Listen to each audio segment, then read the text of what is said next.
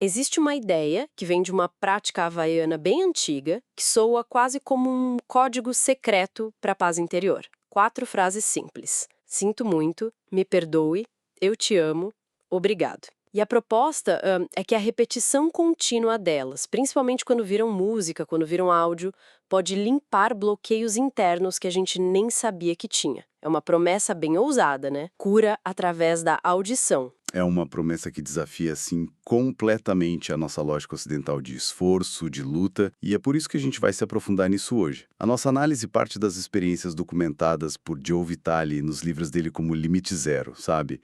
Onde ele relata o aprendizado com um terapeuta havaiano, o Dr. Yalakala Hewlen. A questão central não é só o que é o Ho'oponopono, mas como essa prática ancestral foi, tipo, adaptada para o nosso mundo moderno barulhento, usando o som como ferramenta principal. Exato.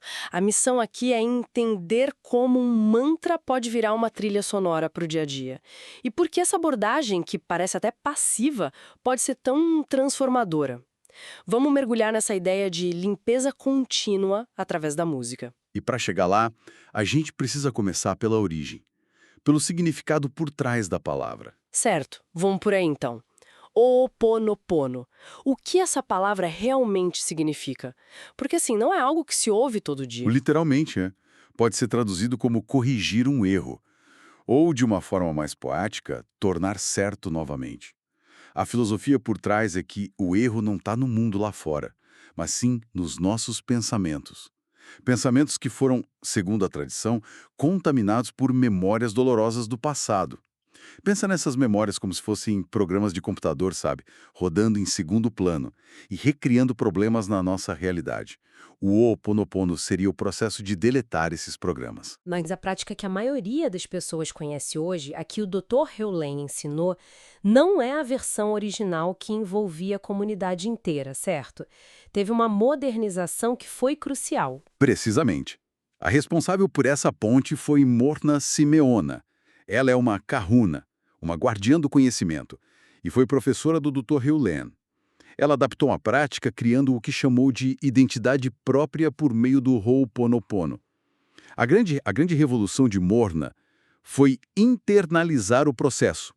A prática ancestral era um ritual de reconciliação social, mediado por um líder, onde as pessoas de um conflito se reuniam para resolver a questão, entende? O que, imagino, é impraticável na maior parte do tempo no nosso mundo tão individualista. Exatamente. A versão na Morna, tipo, democratizou a prática. Não é mais necessário ter outra pessoa presente. Tudo acontece dentro de você, na sua conexão com o que ela chamava de divindade. É uma troca interessante, né? O poder da reconciliação da comunidade foi transformado numa ferramenta de autotransformação individual. E aqui a gente chega no ponto que, para muita gente, é quase impossível de aceitar: o princípio da responsabilidade total. As fontes insistem muito nisso, mas parece tão contraintuitivo. Como que o Dr. Hewlett explica a responsabilidade de alguém por algo que acontece do outro lado do mundo? Ou por um ato que outra pessoa cometeu? Não é se culpar por uma guerra ou um desastre natural. É sobre assumir 100% de responsabilidade pelo que você experimenta.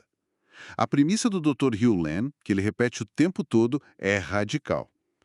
O universo físico é uma manifestação dos meus pensamentos. Se algo aparece na sua consciência, seja lendo uma notícia, ouvindo uma história, é porque existe um programa, uma memória compartilhada dentro de você que está vibrando com aquilo. Então, a ideia não é que eu criei o evento, mas que eu tenho um programa que me permite perceber aquilo. Exatamente. E se eu posso perceber, eu posso limpar isso dentro de mim. Exatamente essa é a lógica. O problema não está lá fora, tá no dado interno que projeta essa realidade para sua percepção. Ao limpar esse dado em você, você não está só se curando, você também contribui para a limpeza da consciência coletiva. É um ato de poder, não de culpa. Você diz, eu sou responsável pela minha experiência disso e tenho o poder de limpar a minha parte. Isso muda tudo, e é nesse contexto que as 4 frases fazem sentido. Sinto muito, por favor me perdoe, eu te amo, obrigado. É crucial entender para quem elas são ditas, né? O Joe Vitale fala que não estamos pedindo perdão para outra pessoa, mas sim falando com o divino, certo? Correto. As frases são uma petição.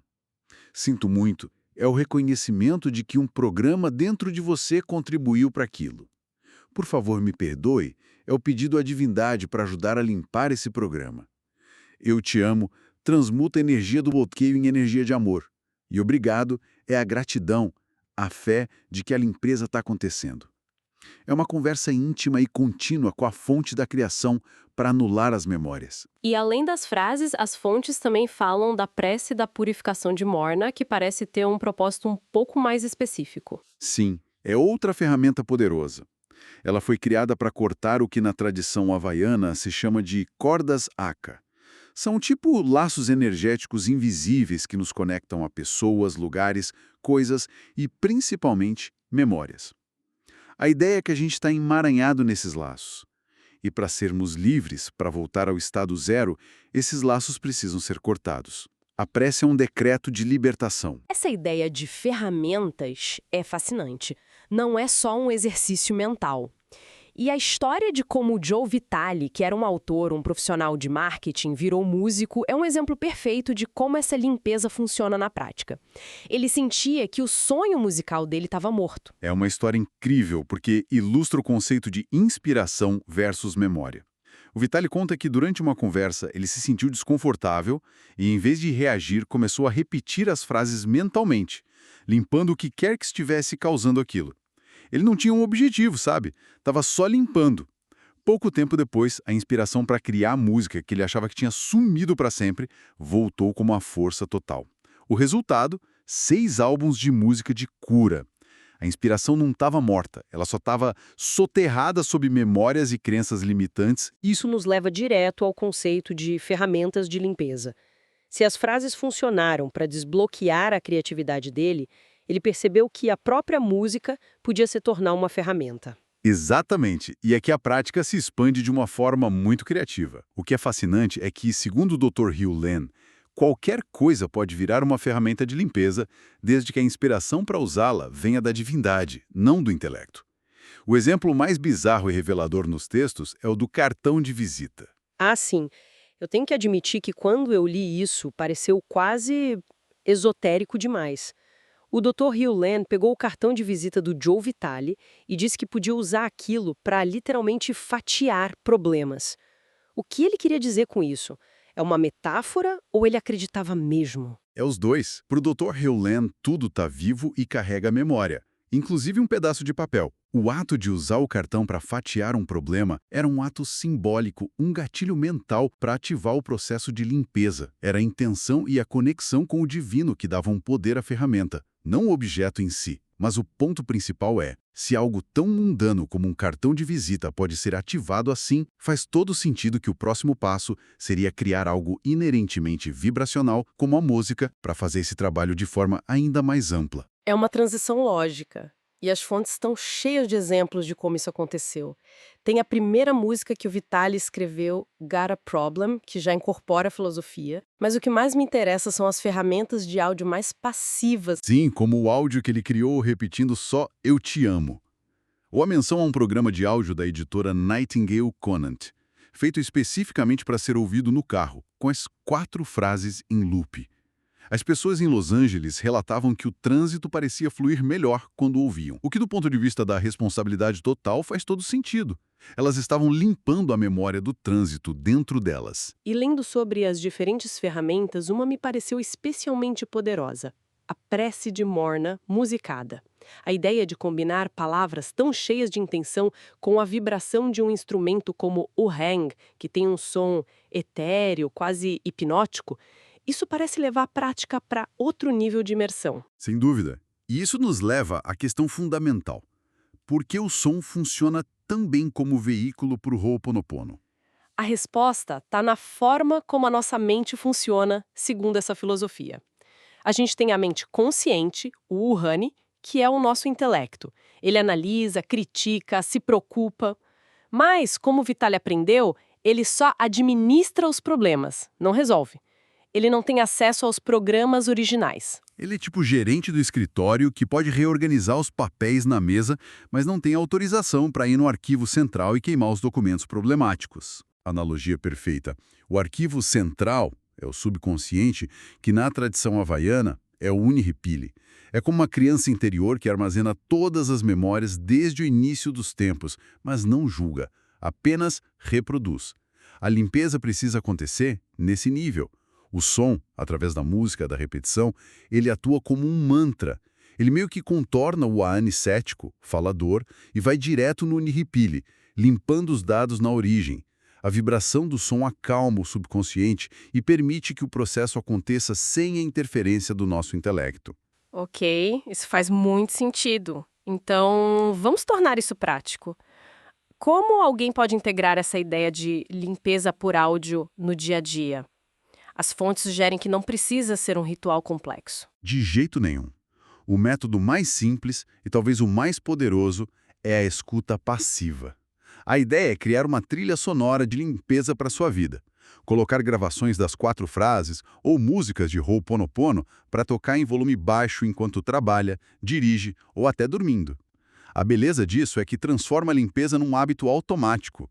Não depende do seu esforço consciente, da sua força de vontade. Isso importa? Se eu não estiver prestando atenção conscientemente, ainda funciona? Segundo a teoria, não só funciona, como talvez funcione até melhor.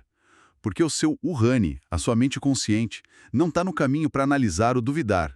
O som está sendo absorvido direto pelo Uniripili, o subconsciente, que está sempre ouvindo. É por isso que muita gente usa esses áudios durante a noite. Estão limpando memórias por horas a fio enquanto o corpo descansa. É a otimização máxima da prática. E para momentos mais agudos, quando surge um conflito, um sentimento de raiva ou mágoa, a abordagem muda. Nesses casos, a escuta pode se tornar mais ativa, mais intencional. A história do próprio Joe Vitale, que verbalizou as frases em voz alta quando se sentiu magoado, é um bom guia. Você pode colocar uma música específica de Ho'oponopono e focar sua intenção nela, talvez até cantando ou repetindo as frases junto. A vibração da sua própria voz se une à do áudio, intensificando o processo.